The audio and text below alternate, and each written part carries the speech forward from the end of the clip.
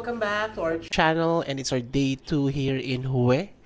And for today's vlog, we are going to the tombs here in Hue, and then in the afternoon we'll visit the Citadel or the Imperial City, and then we'll try to eat as many food as we can and drink as many coffee as we can. So to start off this day, we're gonna go down sa ground floor to eat our breakfast.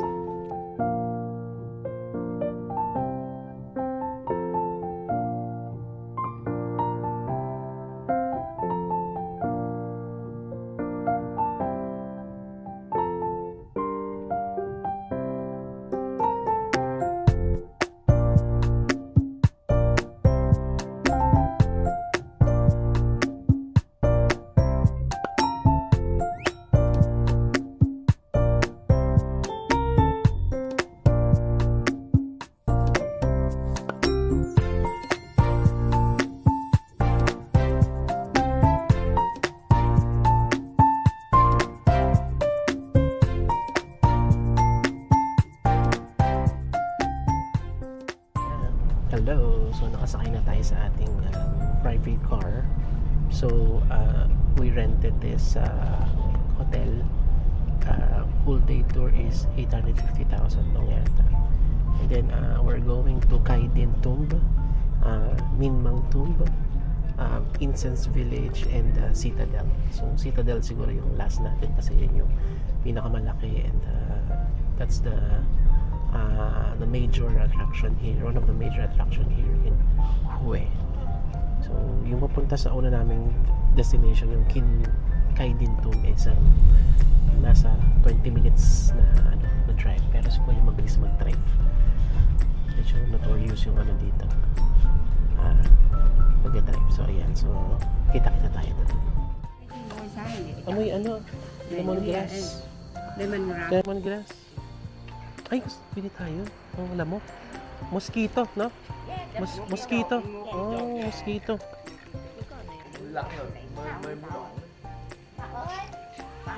Okay.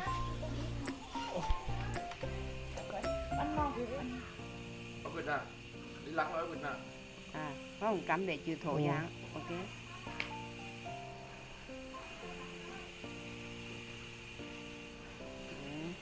Ay. Biết nha, biết. Ano naman? Ang đe rồi mà mình riêng lại nữa. Rồi. One more. One more. One more thì từ đây nổi ra. Ở đây, kìa. Nè. Nhẹ nhàng mà, nhẹ nhàng. No heavy. Slowly, slowly, slowly, slowly. Rồi làm đi. Đấy. Slowly, slowly.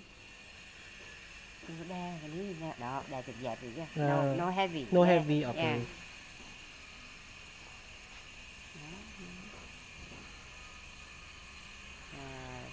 Cut. Cut here. Yeah, cut, yeah. Oh, bằng để lắng. You hear? Nhẹ nhàng, no heavy, no heavy. Finish. Wow. This is souvenir, souvenir. Souvenir? This is mine? Okay.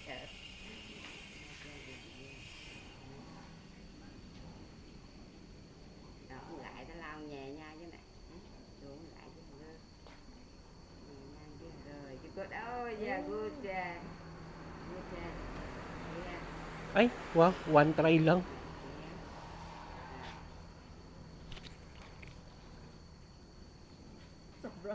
Rồi, đi đi. Wow. So guys, andito kami sa Incense Village. So nag-iikot-ikot lang kami dito sa Incense Village. Actually, hindi siya village para lang siyang street na tindahan ng mga incense. Tapos yung driver namin, may pinagdalhan sa aming mga shop na. Tapos bumili na kami ng incense. Kasi mura lang, 100,000 lang, 80 pieces siya. Tapos maganda siya sa lamok kasi lemongrass yung amoy niya. Gawa siya sa lemongrass. Kaya ginrab na namin. So, yun. Tapos mamaya punta na tayo sa mountain para dun sa iba pang tomb. Akala ko nga hulihin to buti lang inuna kasi kami lang yung tao. And timing naman kami. No? Tapos hindi pa mainit ngayon. Sige, tara. Punta na tayo sa ibang sites.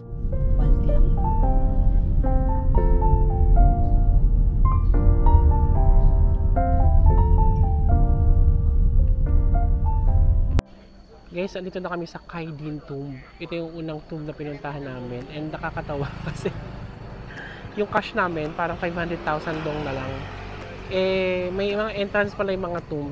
Na-research ko naman, pero nakalimutan namin mag-withdraw kagabi. Eh, medyo pricey yung entrance. Parang per tomb, 150,000 yung entrance per packs. Eh, sabi ko sa driver, baka pwede mag-withdraw muna. Wala daw mag-withdrawhan dito. So, sabi niya, siya na lang daw muna magbabayad. Tapos, babayaran lang namin siya pagdating sa city pag nakapag-withdraw na. Eh, parang wala rin yata siyang cash.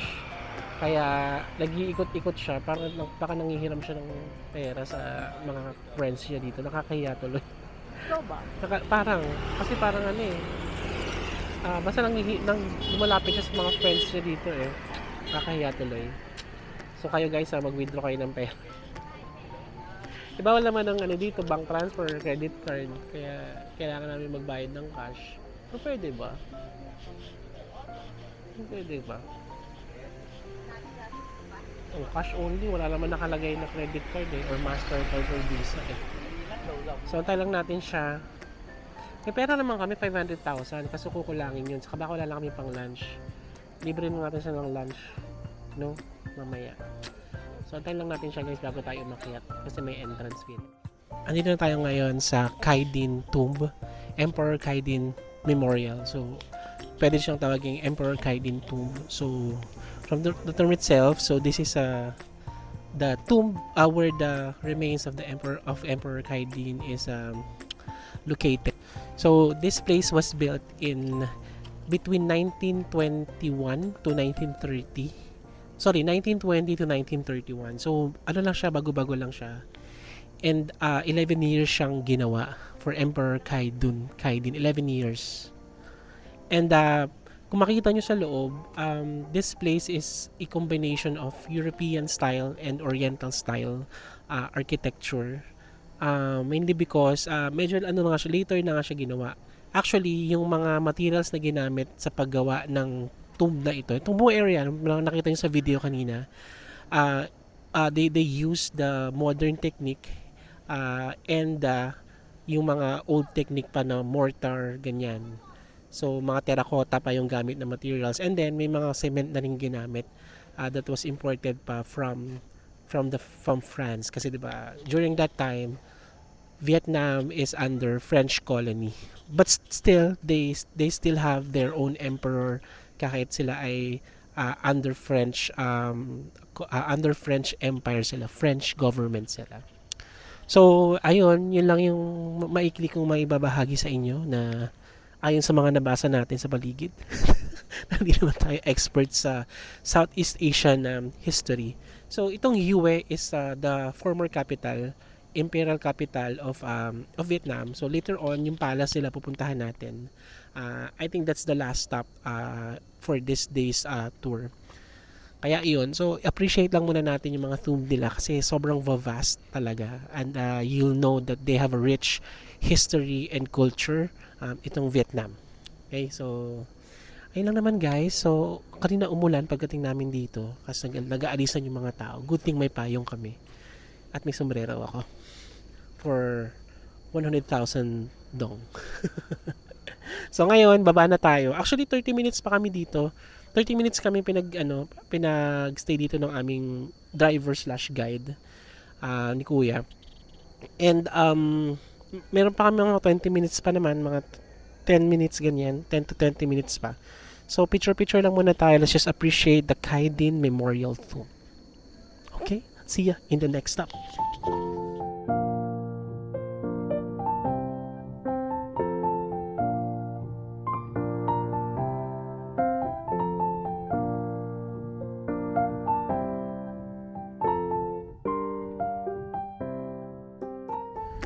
Alright, nandito na tayo ngayon sa Minh Mang Tomb. So, hindi ko pala nabanggit kanina guys, yung tomb kanina, 150,000 dong yung entrance. Dito, 150,000 din. Medyo pricey yung mga entrance nila dito sa mga tomb nila. Which is okay lang kasi at least na maintain yung kanilang mga historical structure. This one daw, sabi sa Google, medyo malaki to. So, kuyang driver, he gave us 40 minutes to explore. Para maikli nga yung 40 minutes. But anyway, we'll just explore this and sama namin kayo sa pag-explore, sa pag-iikot dito sa Minmang Tomb. And then later on pala, I'll explain yung historical significance nito later on sa vlog.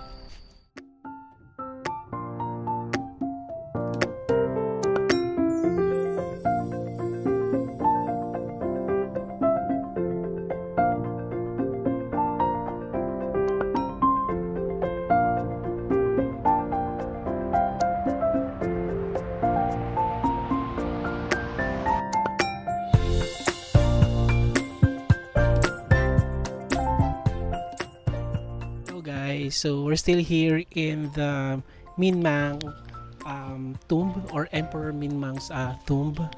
So ang ganda dito, sobrang serene kasi it is surrounded by gardens and greens and water. Grabe, ang ganda-ganda niya dito. So this tomb was completed in 1843, and actually it doesn't feel like a tomb. It feels like a palace actually, kasi based din sa mga nabasa ko, si Emperor Minmang used to stay here in this area before it became his resting place.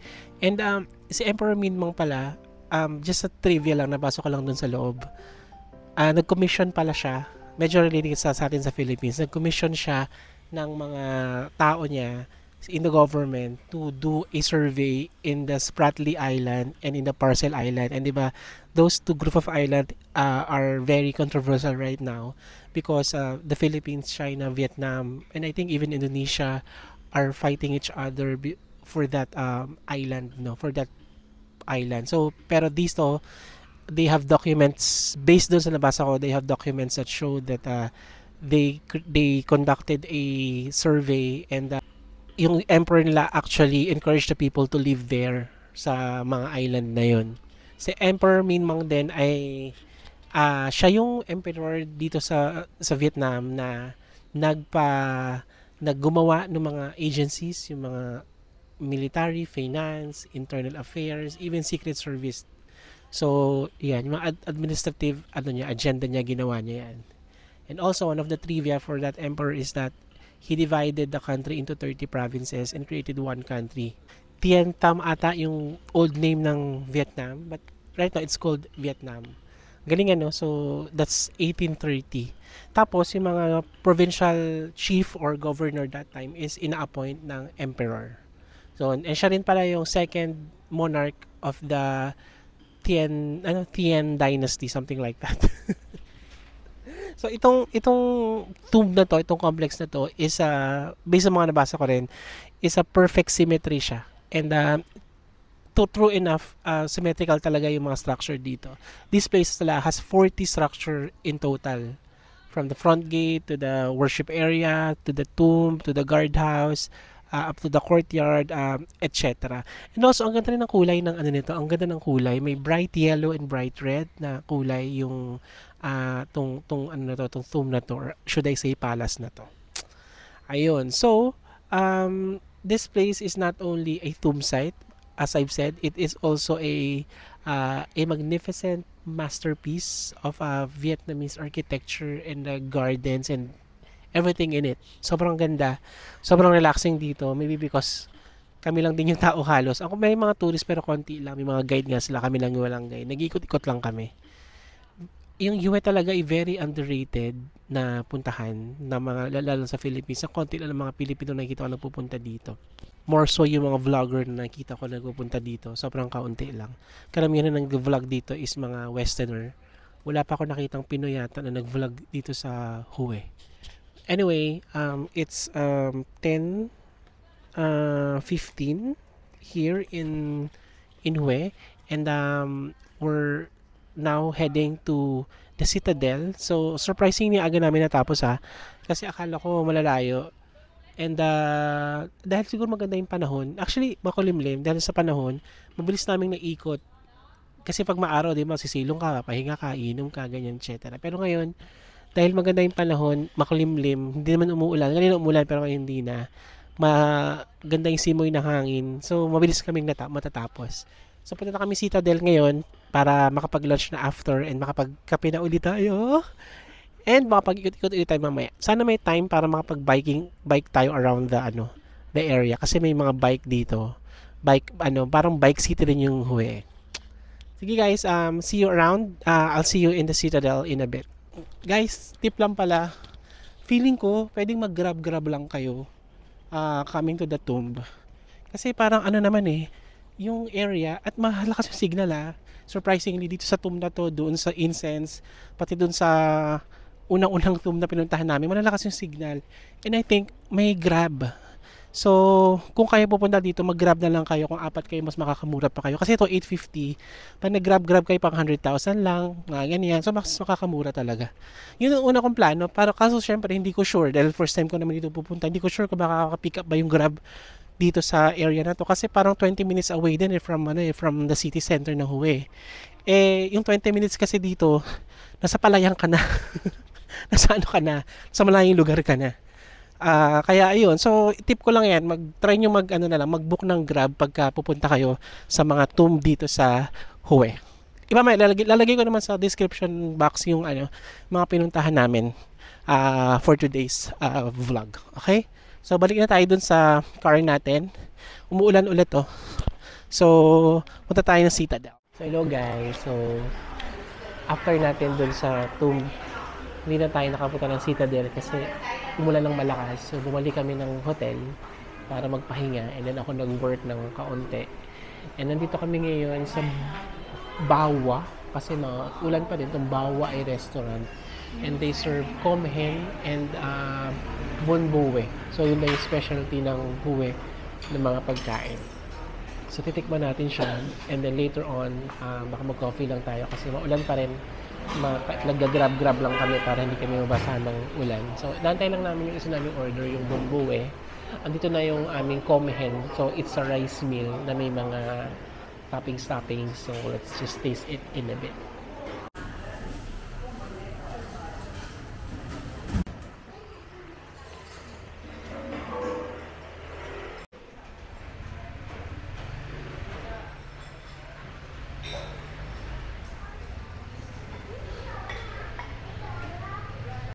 So, ito na yung food natin. So, tikman natin tong bonbue. So, perfect siya sa weather ngayon dahil maulan, medyo malamig. Tikman natin.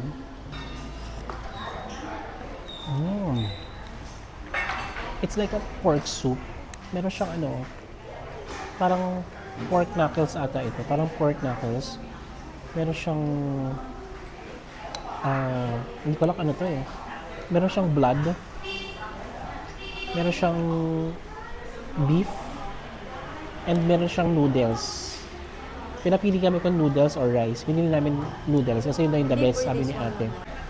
And then they have also blood. So, haluin natin siya para magsama-sama yung lasa. Hindi ko alam kung to. Tikman ko nga.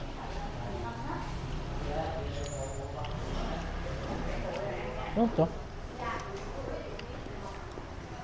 Meat din siya parang processed meat. Tikman natin. Masarap to sabaw. Ang uhaw.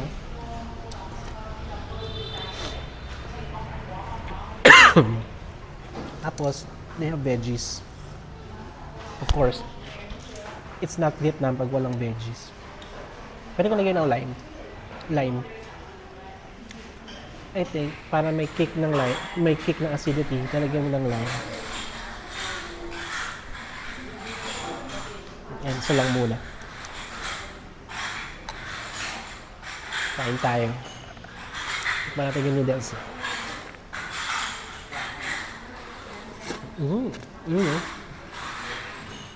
Mas naging refreshing siya ng may lime.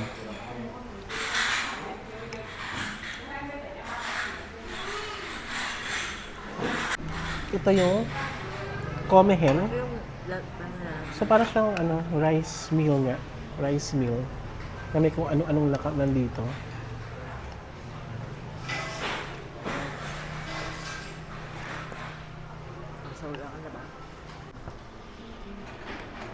Sauce. Dito, may dito sa patis. Sabi niyo patis na. Masang patis nila. Parang patis ng Thailand.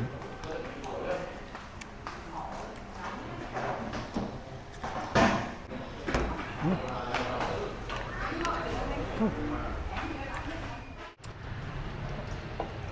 guys, nandito tayo ngayon sa Cafe Mue.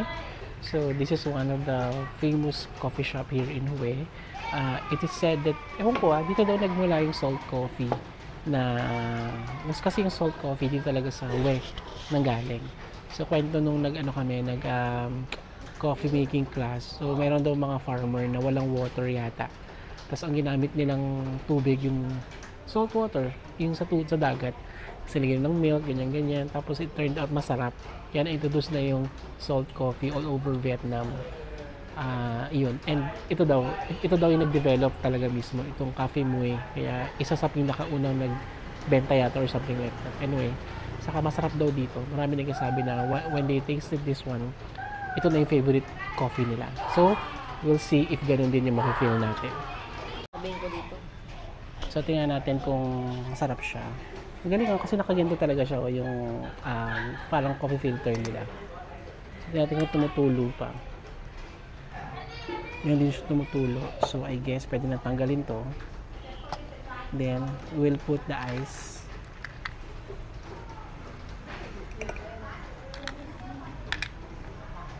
Lalaki lang ng ice nila yun.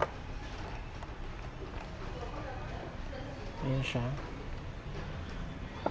Tingnan mo natin yung cream ko masarap. Ito natin.